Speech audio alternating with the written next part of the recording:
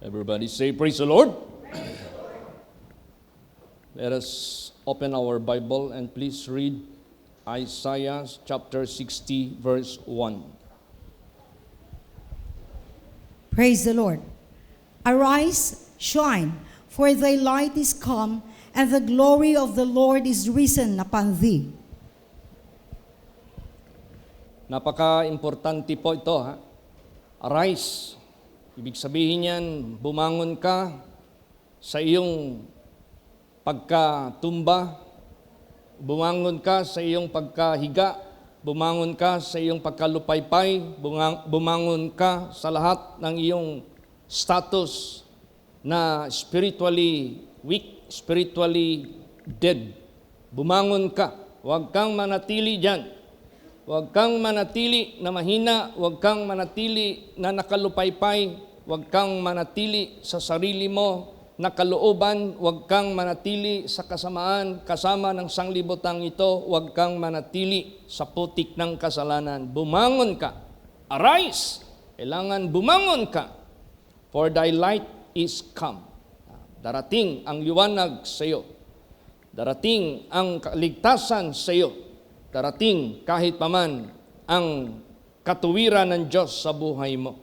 Arise, shine, for thy light is come. Alam mo, pag hindi tayo babangon sa lahat ng ating mga kamalian, mga kahinaan, pag-alinlangan sa ating sariling kalooban, pag hindi tayo bumangon dyan, hindi tayo liliwanag. Manatili tayong nasa kadiliman, manatili tayong alipinin ng kadiliman hanggang ikakapahamak ng ating kaluluwa. Arise para mag-shine ka. Praise the Lord. Praise the Lord.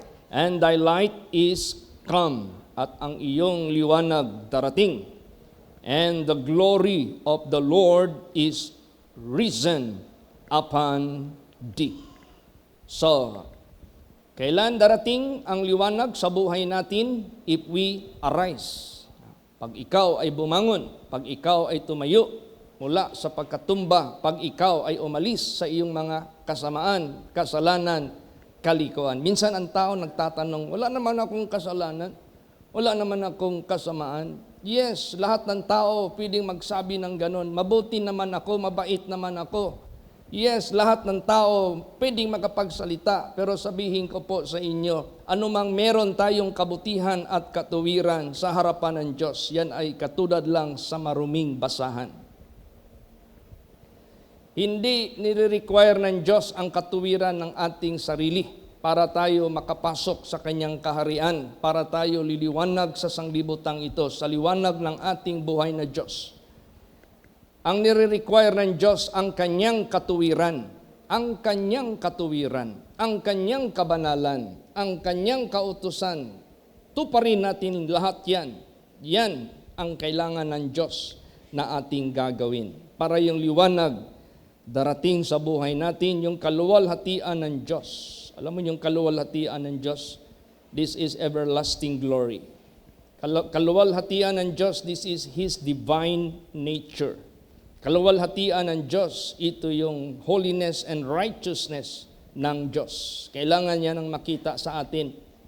Hindi tayo dapat pwede maging half Christian. Hindi tayo pwede maging 90% Christian. Hindi pwede yan. Hindi yan katanggap-tanggap sa harapan ng ating Panginoong Diyos. Hindi yan pwede. Para yung complete glory of the Lord will rise upon you.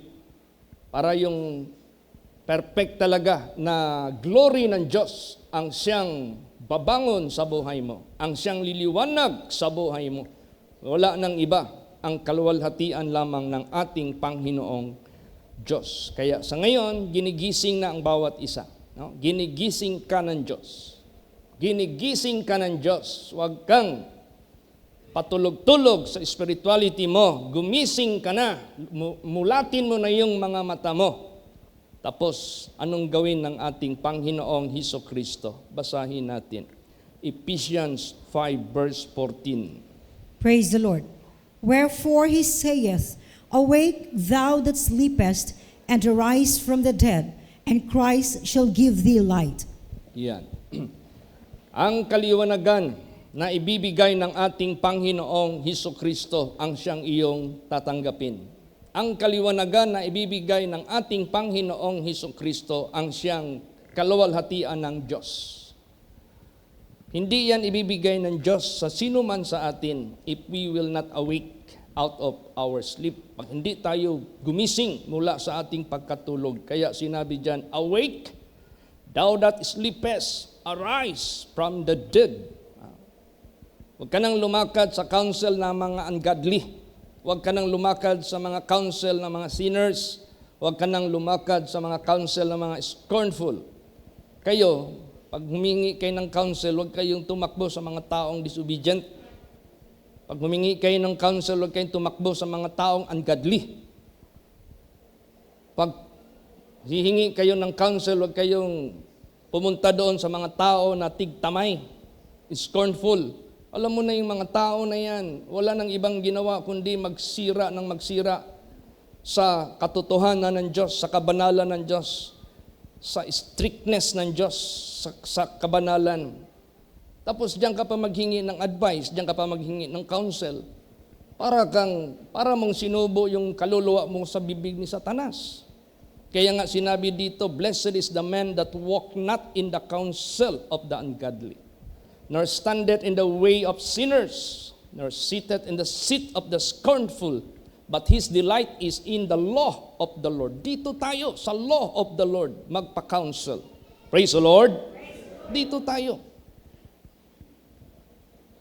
Para si Kristo magbigay sa iyo ng liwanag, which is the glory of God. Hindi lang basta-basta na, bagamat sinabi ni Kristo, I am the light of this world. Hindi yan automatic. Hindi yan diretso kaagad. Meron ka munang gagawin. Basahin natin yan. John 8:12. Praise the Lord. Then spake Jesus again unto them, saying, I am the light of the world. He that followeth me shall not walk in darkness, but shall have the light of life. Ayan. Siya nga ang liwanag sa sanglibutang ito. Pero hindi automatic na ikaw rin lalakad na sa liwanag. Anong gagawin mo? You have to follow Christ. You have to follow Christ. Jesus said, I am the light of this world. He that followeth me shall not walk in darkness, but shall have the light of life. So you have to follow Christ. Now, paano ka makasunod kay Kristo? You have to deny yourself. Kasi itong sarili kasi natin, meron naka-package dito na pagkapilosopo, package dito na mga natutunan natin na mga maling aral, package dito na sinadyang nangyari sa buhay natin dahil sa ating mga magulang na makasalanan, na nadamay tayo, we were born sinners. Andyan na yan eh. So, gusto ng Diyos, deny. I-deny mo na yan. Anong ibig sabihin i-deny? Do not accept your own opinion. Do not accept your own idea. Do not accept your own conceit or your own discretion, your own decision. Do not accept it. Deny it. Totally, absolutely. And come to Jesus. Follow Jesus absolutely. Praise the Lord. Sundin mo ang ating Panginoong Hesukristo. Absolutely, completely. By denying yourself, then makasunod ka sa ating Panginoong Hesukristo. And you will not walk in darkness. Di ka nalalakad sa kadiliman. Meron ka ng liwanag sa buhay mo. At yung liwanag na yan sa buhay mo, kailangan mo yung ipakita sa buong mundo. Alam mo, minsan tayo, gumagastos tayo ng birthday celebration, gumagastos tayo ng mga outing, gumagastos tayo magbiyahe, magpunta sa mga relatives natin. Ako pa sa inyo, i-organize ninyo yung relatives ninyo. Imbitahin ninyo ako. Magbigay ng Word of God sa kanila. This is how you will let your light shine before your relatives, before your friends, before your classmates, before your co-workers, saan ka man. dinadala ng Diyos. Yan yung ibig sabihin niyan. Let your light so shine before men. Praise the Lord. Huwag kang mag-aksaya ng panahon. Huwag kang mag-aksaya ng oras. Samantalahin natin ang panahon habang may buhay pa tayo. Habang nakakarating pa tayo sa mga relatives natin, dalhin natin ang liwanag sa kanila na walang iba ang ating Panginoong Hesukristo. Meron man tayong iiwan bago tayo mamatay, bago tayo kukunin ng Diyos dito, ihatid natin sa kanila ang liwanag ng Diyos. Praise the Lord. Pero ikaw muna mauna, bumangon ka muna. Umalis ka muna sa iyong pagka-self-willed. Umalis ka muna sa iyong sariling pamamaraan sa buhay mo, sariling opinion mo. Absolutely, completely. Mag-submit tayo sa Diyos. Magpa-under subjection tayo sa Kanyang banal na salita para liliwanag yung liwanag ni Kristo sa buhay natin. Christ will give you the light. At yung light na yan, dalhin mo yan kahit saan ka naroroon. Napaka-importante yan. Kahapon, kagabi, birthday ng, advance celebrate namin yung birthday ng apo ko na si Awi. So, nandyan yung mga relatives, pamilya ng father, ni Brother Gigi, at yung aking first cousin, si Pastora Edith. Hindi na siya naka-attend simula kanina kasi flight na nila mamaya. Hindi sila pwede na ma-late sa flight nila. Kasi international flight yung ano nila pagdating ng Manila. Dapat makatch nila yung flight nila. So, okay. So, nag-share ako sa papa ni Gigi. Doon kami sa terrace nag-usap. Nag-one-on-one talk kami. Sabi ko sa kanya, imbitahin kita.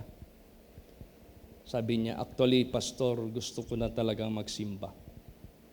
Gusto kong dumikit kay Gigi ng aking anak. Kasi itong pamilya ko, pagyayain ko magsimba, mabagal pa sa pagong. Pero pag outing ang pag-usapan, pag shopping ang pag-usapan, pag excursion ang pag-usapan, pag swimming ang pag-usapan, abtik pa sa manatad. Pero napansin ko kay Gigi, sabi niya sa anak niya, pag iniimbita namin yan ng outing at Sunday, magsabi talaga yan, sorry, I cannot go with you. I have to go to church. Doon daw napansin niya kay Gigi. Sabi niya, kaya naisip ko tuloy, magdikit na lang ako kay Gigi, sabi niya. Diyan na lang ako sa kanya magsama. Kaysa itong mga kasamahan ko sa pamilya ko, pagsimba ang pag-usapan, perting lanaya. Halos hindi magbangon, daming rason. Pero pag pinag-usapan yung excursion, kahit linggo, hala, sige, alsa balutan, ang aga-aga. Baliwala ang lahat. So we have to share. Kahit hindi ka nagsalita, makita lang yung gawa mo, panindigan mo, makikita na yung liwanag sa buhay mo. Praise the Lord. Then after that, punta kami dito sa haya ng aking lula. Lula ko na ito. Kasi first cousin ito ni Lula Basyon. Nakita kami ng mga side doon sa kabilang side sa lula ko. Ang dami nila. Karamihan sa kanila dito sa Katigan, dito sa Turil, at dito rin sa Davao City. Anong bigayan naman ako doon ng Word of God. Sabi ko sa kanila, hindi ako pumunta dito, may dala akong karatula ng simbahan ko. Yung karatula ng simbahan natin kung saan man kayo, hindi iyan ang basihan ng ating kaligtasan. Kasi yung karatula na yan, that is just only license to operate organization such religious organization, pero ang kaligtasan natin hindi dyan. Kasi these relatives of mine are composed of many pastors, composed of many Christian churches. Kaya sabi ko sa kanila, hindi ako pumunta dito na may dala akong karatulas ng simbahan namin. Ang importante ang pag-usapan natin dito yung salita ng ating naglalang. kung paano natin ito gawin at paano natin ito sundin. Kasi darating ang panahon, itong nangyari sa ating Lula Petra, 98 years old. 5 days na lang para mag 99 years old. Punta tayo lahat dyan. So yun, nag-preach na ako sa kanila. Magsisi, talikdan ang lahat ng kasalanan. We need Christ in order to be able to defeat Satan. Without Him, we can do nothing. But by the grace of God, I will be going there again. Pupunta na naman ako doon to give more gospels of the kingdom of God. Kaya habang may oras, habang may panahon tayo, shine! Praise the Lord! Bring that light to them. Don't be ashamed. Huwag mong ikahiya. This is the most important light of the people of the world. Ito yung pinaka-importanting liwanag sa buong mundong ito. The light of God, the light of Christ, the glory of God. Napaka-importante yan. Importante pa yan sa lupa na pwede mong iwanan kung may lupa ka man. Importante pa yan sa business na na-establish mo, na iwanan mo sa sanglibotang ito. Napaka-importante ang liwanag na ito. Kaya lahat tayo, bumangon ka.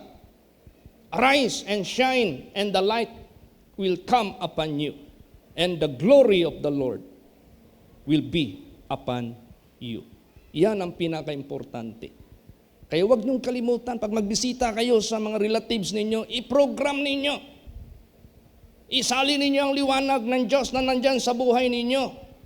Imbitahin ninyo yung mag-handle ng Word of God na magsalita sa kanila. Praise the Lord. Plano nyo yan, i-organize nyo yan. Huwag niyong kaligtaan yan, huwag niyong kalimutan yan. Mag-spend man lang kayo ng pera, mag-spend man lang kayo ng oras, ng panahon, mag-spend man lang kayo ng bonding sa pamilya ninyo. Napaka-importante, dalhin niyo yung liwanag ng Diyos para sila rin matuto na rin bumangon sa sarili nila at ang liwanag ni Kristo mapapasa kanila na rin. Praise the Lord. Yan. Ayaw ng Diyos. Kasi dami ng gawa ngayon ng diablo na dinidiscourage nila maniwala ang tao kay Kristo. Sa paanong paraan? Daming mga Christians badlungon, daming pastors mga badlungon, daming mga believers kuno na mga Christians, taliwas naman ang gawa nila sa kaluwalhatian ng Diyos. Kaya ang mga tao tuloy pupunta na lang sa ibang mga reliyon. Saan sila pumupunta? Doon sa mga false gods. Saan sila pumupunta? Doon sa mga false teachings. Paano hindi na-handle ng husto yung liwanag ni Kristo? Yung nagdadala ng religion na yan o Christianity na yan, hindi bumangon mula sa putik ng kasalanan, nandyan pa rin, self-willed pa rin, lumalakad pa rin sa laman, hindi pa rin maka-move on sa buhay, na iwanan ng lahat ng mga bisyo, kalayawan, kamunduhan sa sanglibutang ito. Kaya gusto ng Diyos yung paniwala natin, pagtibayin natin kay Kristo Jesus. Basahin natin. Bakit? John 12:46. Praise the Lord. I am come a light into the world, that whosoever believeth on me should not abide in darkness. Yan. Nung una, ang hirap kong mag-organize na magbigay ako ng Word of God. Pero simula lang yan. Ngayon, pag magpunta ako sa mga relatives ko, expected na nila na magsalita ako ng salita ng Diyos.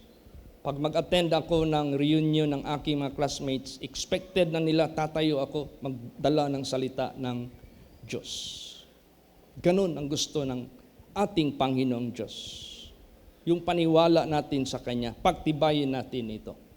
Ihatid natin ito sa mga tao na maniwala din sila kay Kristo Jesus para sila hindi manatili sa kadiliman ng sanglibutang ito. Alam natin, tayo lahat, we experience sa darkness na pamumuhay.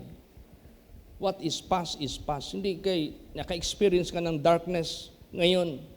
Ang buhay mo, blurred ka pa rin. Hindi ka pa rin klarong liwanag sa buhay mo. Bakit? Mix pa yung worship mo eh. Minsan lilitaw, lulubog. Minsan susunod, hindi. minsan magpakabanal, minsan magpaka-worldly. Ay nako, sabihin ko po sa inyo, don't waste your time. Don't waste your time. Lay up treasure in heaven, where no moth and rust that corrupt and thieves rob through. How? Serve the Lord.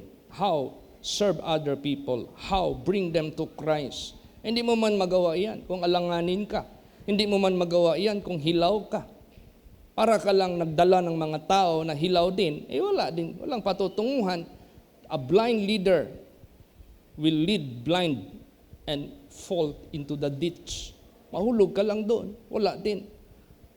Siguraduhin natin, kung mag-lead man tayo ng mga kaluluwa na siguradong ligtas, dapat ikaw mauna mag-arise from the dead and put on Christ and walk absolute and complete submission sa katuwiran ng ating Panginoon Diyos.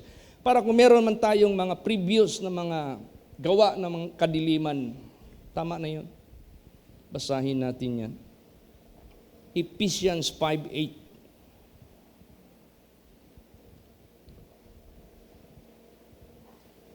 Praise the Lord. For you were sometimes darkness, but now are you light in the Lord. Walk as the children of light. Yes. Dati tayo lumalakad sa kadiliman dahil dyan tayo galing.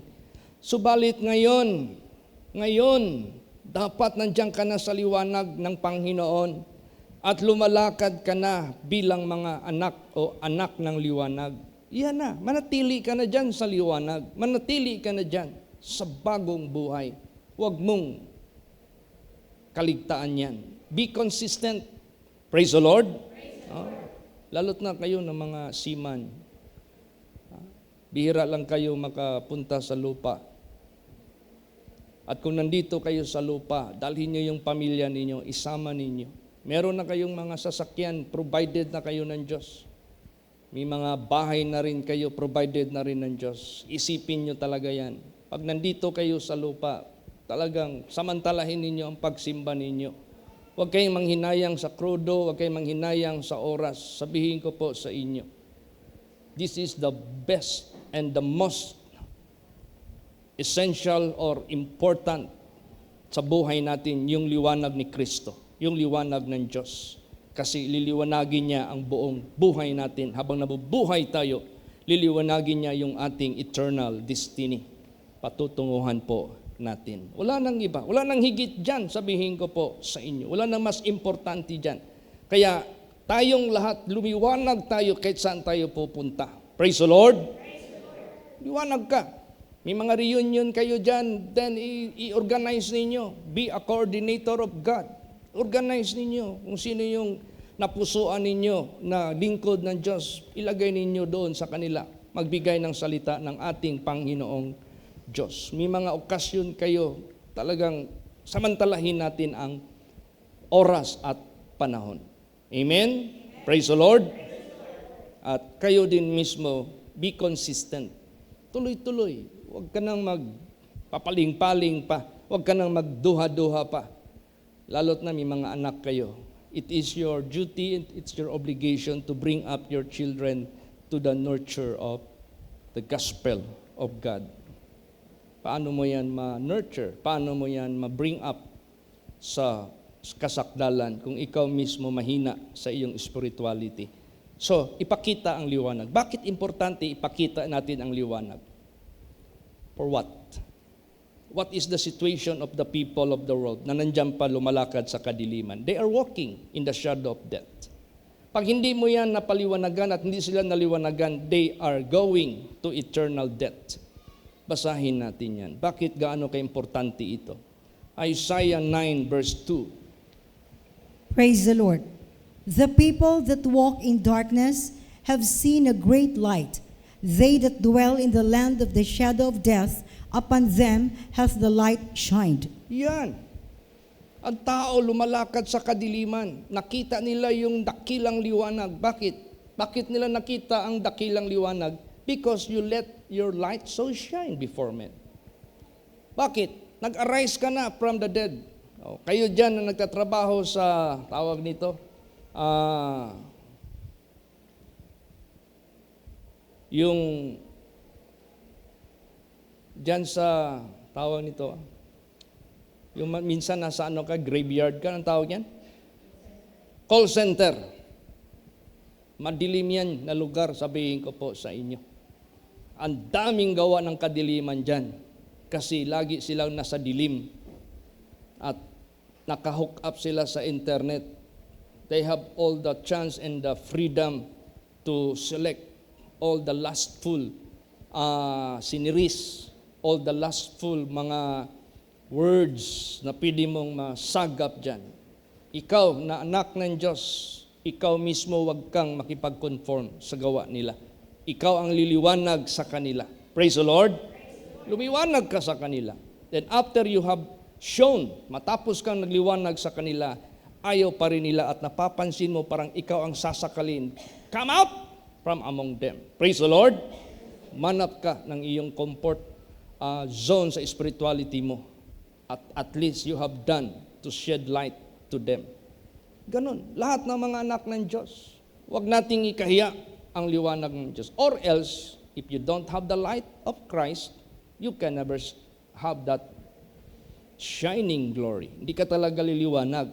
O kaya, kailangan pagbutihin mo ang iyong liwanag na nandyan kay Kristo Jesus. Trim the lamp, kumbaga pa. Ilawan mo ang lampara ng buhay mo by Christ Jesus. Praise the Lord. Bumangon ka sa lahat ng tatlo kasi ang dinadala ng diablo. Lust of the eyes, lust of the flesh, and pride of life. Pag hindi ka nadali sa dalawa ito, lust of the flesh, lust of the eyes, dalihin ka sa pride of life. Pag hindi ka nadali sa pride of life, dito ka naman sa lust of the eyes or lust of the flesh. Kung saan ka niya titirahin. Kailangan matibay tayo lahat sa paggawa ng kalooban ng Diyos. So, ganun ang ating hinahatid sa mga tao who are walking in darkness, in the shadow of death, nasa anino sila ng kamatayan. Pag yan ay naliwanagan mo ang buhay nila, sabihin ko po sa inyo, mapalad sila pag sila ay naniwala sa liwanag na hinahatid mo sa kanila, sa liwanag na daladala mo, sa liwanag na nakikita sa buhay mo. Eh paano yan, Pastor, if they don't believe? Well, the Bible says, first, second, third, if they are heretic, reject. Wala ka ng pananagutan doon. Napakalawak ng mundo. Napakarami pang tao sa mundong ito. Napakarami pang lugar na pupuntahan natin para magdala ng liwanag na yan. Praise the Lord. So, the people that walk in darkness have seen a great light. They that dwell in the land of the shadow of death, upon them hath the light shine. Yan ang dalhin natin sa kanila. Kailan pa natin gagawin yan? Pagpatay na sila? Kailan natin gagawin yan? Pagpatay na tayo? Hindi. Now is the day of salvation. Now is the accepted time. Now is the day of decision. Hanap tayo ng opportunity. Alam mo, itong liwanag natin, sinabi ni Jesus, let your light so shine before men. Hanap tayo ng opportunity. Saan natin ito iilaw? Sa mundong ito. Let us seek opportunity. Let us not stop looking for the opportunity. Praise the Lord. Do not drop, do not cancel your plan na ipaliwanag mo ang liwanag ng Diyos sa buhay mo. Kasi pag meron tayong plan at prayer, ang Diyos nag-o-organize niyan. Ang Diyos ang kikilos niyan. Hindi naman natin ito magagawa by our own. Ang Diyos ang kikilos ng kanyang kapangyarihan. See? At si Kristo lang ang totoong liwanag. Si Lucifer, nagpapanggap din niyang liwanag na yan. Isang tinagurian si Lucifer na falling star. Isang nahulog na bituin. Nagpapanggap din niya ng liwanag. Pero fake na liwanag si Lucifer. Fake na liwanag ang sanglibutang ito na impluwensya ng diablo. Dapat yung totoong liwanag ang ating iliwanag sa mundo. Basahin natin. John 1 verse 9. Praise the Lord. That was the true light, which lighteth every man that cometh into the world. Yan. Siya yung totoong liwanag na nagliliwanag bawat buhay ng tao na pumupunta dito sa mundo. Sino man ang mabubuhay sa sanglibutang ito, ang liwanag ni Kristo, who is the true light, must shine upon them. Dapat liliwanag sa kanila. Hindi yung liwanag ng diablo na fake deception, pangloloko, lahat. Minsan makita ko yung mag-parade, balita na mayroong group of Filipino citizens, kaya nangyari man yan sa Pilipinas. Nagmarcha papuntang Minjula. Minjula, that is the bridge leading to Malacanang. Malacanang, that is where the office of the president is being located because they want something. Akala ko NPAs, mga NPAs. Akala ko mga aktivista. Kasi yan ang usual nilang ginagawa. They always protest and protest and protest. Yung pala hindi. Mga LGBT group pala. Nagkipaghimagsikan sila at pinaglalaban ang kanilang karapatan na mabuhay na normal sa madla ng mundong ito. They are fighting for their rights. They are fighting for their privilege. And when in fact they are fighting for hell sa buhay nila if hindi sila maliwanagan. We have to shine. Praise the Lord. Dami pang tao dapat maliwanagan sa mundong ito. Dami pang tao. Kaya isa na naging pastora na dating tumboy, si Pastora MJ, pasalamat ako. Dahil tuloy-tuloy na yung paglilingkod niya sa Diyos. At she is very effective to give counseling yung mga kapareho niya dati.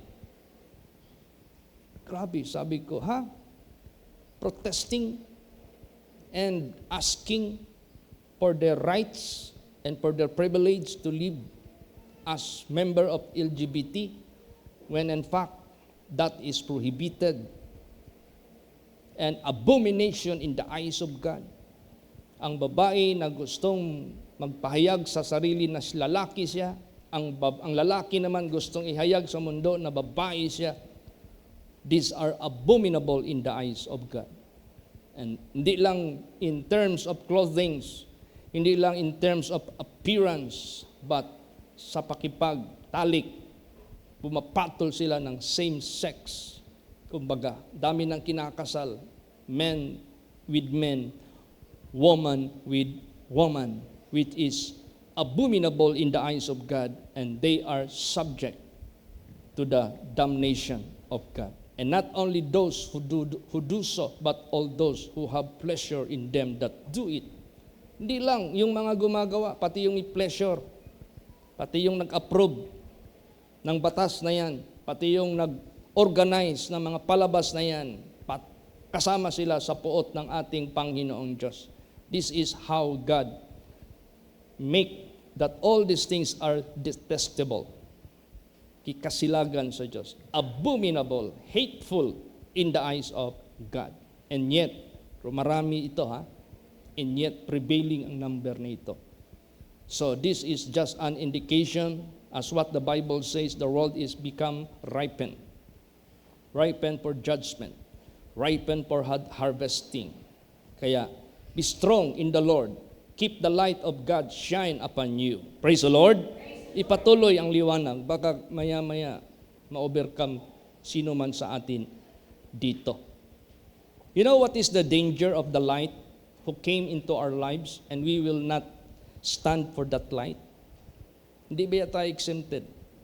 Pag inayawan natin yung liwanag na yan na gustong magdating sa buhay natin, pag nirefuse natin yung pag-urge ng Diyos sa atin that we have to arise and shine, ibigin pa rin natin ang pagkahiga, ang pagkatumba ng ating spirituality, ayaw nating bumangon.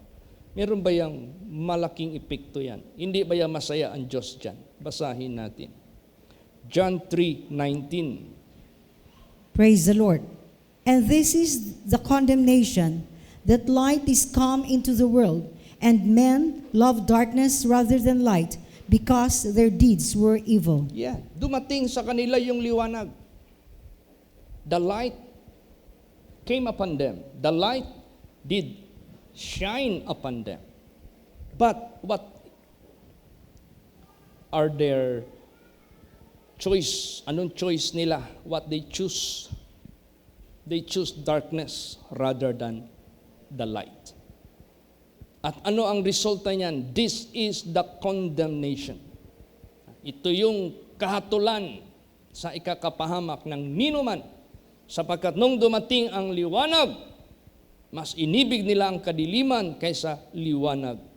Sino bang buhay dito ngayon sa atin na dumating ang liwanag? Di ba isa na tayo doon? The question is, did we love the light more than the dark? Mas atin bang inibig at in-embrace yung liwanag na yan? And we absolutely, totally abhorred the darkness, yung kadiliman na yan. Pag ginawa mo yan, you are so blessed. And therefore, shine and let your light so shine before men. Saan ka man pupunta? Amen? Praise the Lord. Ano pa? Basa pa. Mayroong masamang consequence. Sige, John 15:22 hanggang 25. Praise the Lord. If I had not come and spoken unto them, they had not had sin. But now they have no cloak for their sin. He that hateth me, hateth my Father also. If I had not done among them the works which none other man did, they had not had sin. But now have they both seen and hated both me and my Father. But this cometh to pass, that the world might be fulfilled, that the word might be fulfilled, that is written in their law, they hated me without a cause. See? Why people hated him for such no cause? Wala namang cause. Jesus never did evil to anyone, but good. But how come people hated him? And they hated him without a cause. Because sa udyok ng dyablo. Dahil sa hunghong ni Satanas. Dahil sa udyok na masamang espiritu. May pinanggalingan. Kaya nga God judged him into eternal destruction together with his cohorts. Sila yon ang nagasulsol. There is no such cause for anyone from among us to hate God, to hate Jesus. Kaya wala man siyang ginawa sa atin na masama, but love. Wala man siyang ginawa sa atin na masama, but good. But why people do hate Him? May naglilid sa kanila eh. Doon naman sila naniwala. Doon naman sila naniwala. Darkness nga eh. They love darkness. They believe darkness rather than the light. Bakit? Sino ang mabibiktima nito?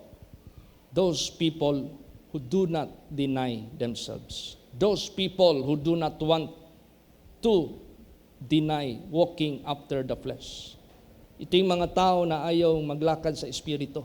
Gusto pa rin mamuhay sa kalayawan sa mundo, sa pride of life, sa lust of the flesh, lahat ng anong mga bagay sa sanglibutang ito na hindi makadiyos at hindi matuwid. Gusto pa nilang tikman, gusto pa nilang ipagtaguyod sa buhay nila. Hindi pa sila nadala. Yan sila. Bakit iibigin nila ang kadiliman kaysa liwanag? Paano? Action pa lang ang tao lalapit sa liwanag, sulsulan kaagad ni Satanas.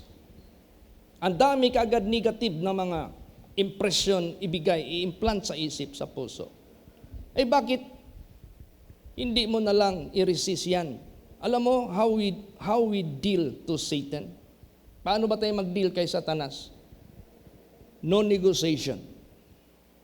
Wala nang negosasyon. Always resist. Resist Satan. Lahat ng mga deceptions ni Satanas, lahat ng mga proposals ni Satanas, resist them. No negotiation. Wala nang negosasyon. Praise the Lord. What for? Wala. Ma-deceive ka lang talaga. Ang galing magsalita ng diablo na yan. At ang instruction ng Diyos sa atin, resist. Para bang meron ka ng girlfriend, mahal na mahal mo yung girlfriend mo. Mahal na mahal ka rin ng girlfriend mo.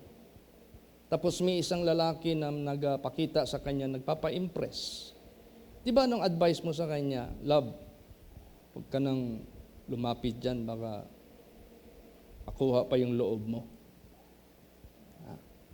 Yan si Satanas. If we deal to Satan, no negotiation. Praise the Lord. The Bible says, resist the devil. And if we deal to God, always submit to God. Praise the Lord. Resist the devil and submit to God. Doon tayo magpasubmit sa Diyos. Lahat ng sinasabi sa banal na salita ng Diyos. At magsimba kayo, dala kayo ng Bible ninyo. Physical Bible, Hindi yung cellphone. Hindi yung iPad. Physical Bible. Bakit? The moment I preach the Word of God, you have the opportunity to open your Bible, and if the verse made you to quicken, na nakapabuhay sa iyo from your being asleep, natutulog ka na, nagising ka, natamaan ka, na bullseye ka, na prick, natusok ka, na pierce ka, markahan mo yan. Praise the Lord. After you have done the attending the service, pag uwi mo sa bahay, if you have a quality time, open it again and read it until such time yourself is being fully convinced to obey. Kasi natamaan ka, ibig sabihin you transgress it. Natamaan ka, meaning to say, you leave it undone. Minarkahan mo. Pag uwi mo sa bahay, hindi ka makatulog na hindi mo balikan. Pagbalik mo, unconvinced pa yung flesh mo, kaluluwa mo magsunod. I-convince mo talaga ang sarili mo to obey. At i-resist mo talaga ang sarili mo, which led by Satan. Resist, resist, resist, and submit to the Word of God. Tingnan mo, sabihin ko sa inyo. Pagdating nyo naman dito, natapos nyo nang nagawa, not undone, after you have done the will of God or the Word of God na natamaan ka, meron na naman, matamaan ka naman, markahan mo naman, hanggang wala na, finish na, tapos na, wala'y sangitan sa imuhang kasing-kasing every time ang Word of God binibigay. Lahat ang Word of God na binibigay dito, lahat yan, appreciation sa iyo yan. Praise the Lord. Lahat yan, approve yan sa iyo. Lahat yan, you are the one that will inherit the kingdom of God. You are the one that will receive the privilege of every good promises of God. Okay ka na Praise the Lord. Pero magpunta lang tayo dito para lang tayong check attendance, para makita lang sa mga brethren kung ano yung message na na-deliver dito, natamaan ka man o hindi, parang okay lang sa iyo, hindi magsisi, hindi magmarka sa Biblia, hindi mag-review.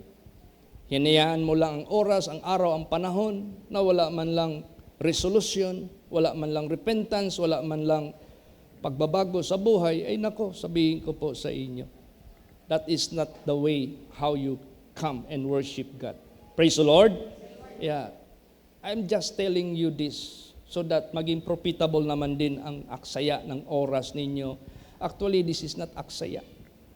I cannot conclude this that you are wasting time here. Praise the Lord. I am not concluding this that you are wasting diesel in coming here. This is so essential. This is so profitable. This is so necessary. This is karapat-dapat nating gagawin. Praise the Lord. Dahil this is how we seek His kingdom first and His righteousness. And everything, we let God handle our future sa mundong ito. Para hindi magkabuhol-buhol yung buhay natin. Para hindi tayo magkamalas-malas. Hindi tayo mapahamak sa sanglibutang ito. So, why they hated Christ without a cause? Why they loved darkness rather than the light? Bakit? Basahin natin. One of the reason. John 12:43. Praise the Lord. For they love the praise of men more than the praise of God. Yan, itong mga taong ito mahilig. Mas gustuhin pa nila purihin ng tao. Gustuhin pa nila luwalhatiin siya ng tao, purihin ng tao, itaas ng tao. Hindi na lang ang Diyos ang kanilang gusto, ang magpuri sa kanila. Praise the Lord. Kasi if you don't mind that God would praise you and exalt you and honor you, hindi ka talaga magsikap. Para kang nag-aaral, ayaw mo ng honors, I don't care. Diba? Ganun. O ngayon, if you seek honor and praise from God, dapat maging obedient ka. Dapat maging faithful ka. And the honor and the praise from God is genuine. Bakit? Hindi mo siya kailangan ng something sa atin. God doesn't need anything from us. Pero yung tao, pag may gusto sa iyong kukunin, purihin ka niyan. Maya-maya mangutang yan sa iyo. Ang tao, pupurihin ka, maya-maya, mag-text yan sa iyo. Maghingi na naman yan sa iyo ng something. Ang Diyos, pag ang Diyos ang hinahanapan natin ng honor and praise, that is the genuine honor and praise. Yun ang pinaka-the best na honor and praise. Kasi talagang accurate yan. At ang pag-honor niya sa atin at ang pag-praise niya sa atin is extraordinary. Hindi yan mababawi, hindi yan makukuha ng ninuman, hindi yan mahahadlangan ng ninuman. Kaya napaka-importante. Praise the Lord. So, be strong in the Lord. Yung liwanag ng Diyos, liliwanag sa inyo. Basa pa, anong sinabi dyan? Pag hindi maniwala sa katotohanan at anong dahilan, bakit hindi maniwala sa katotohanan? Basa, 2 Thessalonians chapter 2, verse 12. Praise the Lord. That they all might be dumb who believe not the truth, but had pleasure in unrighteousness. Yan. Bakit ayaw maniwala sa katotohanan? Dahil ang kanilang pleasure, ang kanilang kinaliligayahan, yung mga unrighteousness, yung mga hindi karapat-dapat gawin. Yun ang mas inibig. Kaya, they believe not the truth. Anong gusto pala nila? Basa, 2 Timothy 4:3.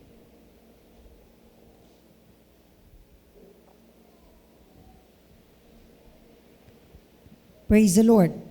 For the time will come when they will not endure sound doctrine, but after their own lust shall they heap to themselves teachers having itching ears. Yan. Sound doctrine ang kailangan natin. You must be thankful for the sound doctrine. You must be thankful for this sound doctrine because this is how God will shape you to inherit the promises of God, both temporal and eternal. Ang sinabi dito, they will not endure sound doctrine. Hindi sila makatiis. Parang naiirita sila. Parang napapaso, parang nasusunog sila. Paano? May karga. May kargang germs. May kargang virus. May karga. Ayaw pang humiwalay. Ayaw pang kapuotan ang masama. Patayin mo na yan bago ka patayin niya. Condemn sin, judge sin, and kill it before it kills you. Kasi sin, it kills. Papatayan kahit kanino. Unahan mo na. Praise the Lord. Condemn it. Cut it. Putulin mo na. Hintuan mo na. O, di ba? Time will come when they will not endure sound doctrine. Yung pa naman pinaka-importante ang sound doctrine. Ayaw pa nila. But after their own lust, shall they heap to themselves teachers. Hanap sila ng mga preachers, hanap sila ng mga teachers para magbigay ng comfort sa kanilang pakinig. Walang rebuke, walang correction, walang reproof, wala. Walang instruction in righteousness. Ano lang, okay lang, God is good all the time, no problem, God is understanding, just go on, my people, just believe Christ.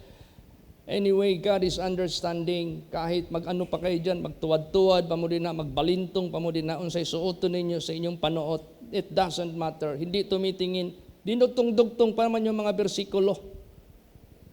Hindi naman tumitingin ang Diyos sa loob, sa labas, sa loob naman. Kahit anong damit nyo yan, okay, maniwala sa mga pastor dyan na bawal magpantalon ng babae, bawal mag-sexy. Hindi tumitingin. Hindi nila alam what is the inside, it will appear outside.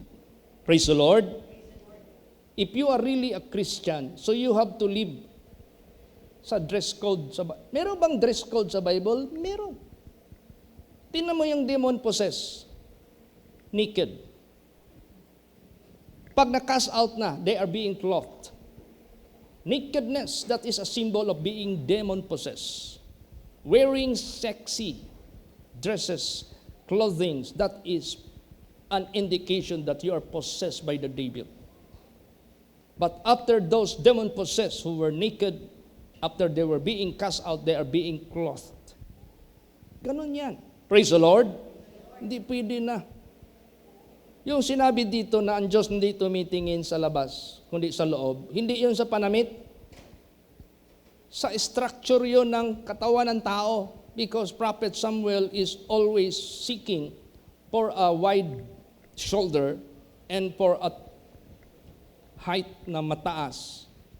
Tsaka yung may mga muscle sa katawan. God keep on telling him, it is not the one, it is not the one. I'm not looking for the outward appearance, but I'm looking inside. Yung pala si David na bata, nandoon pala sa kanya ang qualification. Hindi yung dress code ang pinag-usapan. It is the structural ng katawan ng tao. But may dress code talaga sa Bible. You must dress modest. Praise the Lord. Hanapin niyo yung dictionary niyo. What is modest? Modest, modesty. Decent. Hindi mo ina-expose yung mga masisila ng katawan mo. Decente ka para respetuin ka rin ng mga tao. Praise the Lord. So maghanap sila ng mga preachers na pampakati ng tainga nila. Ayaw nila yung rebuke, ayaw nila yung correction. Huwag tayong sumama doon. Basa pa, anong sinabi dyan? Luke 2, verse 32.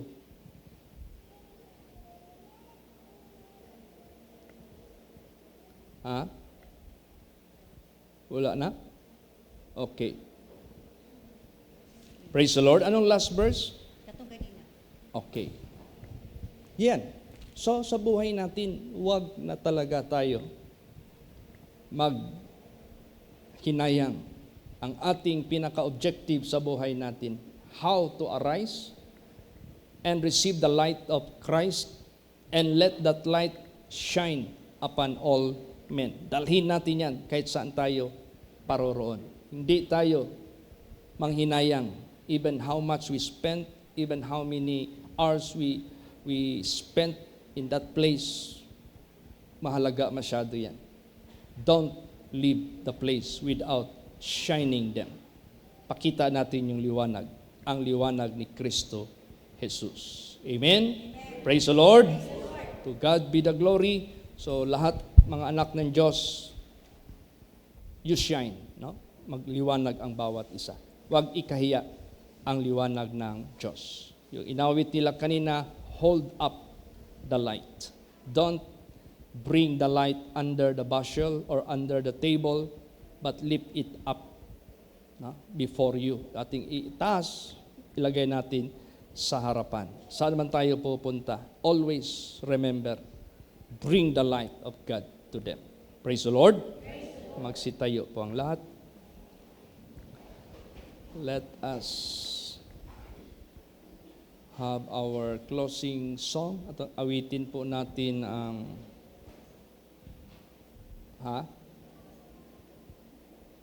Ano po? Make me a blessing. Sige po. Let us sing Make Me a Blessing.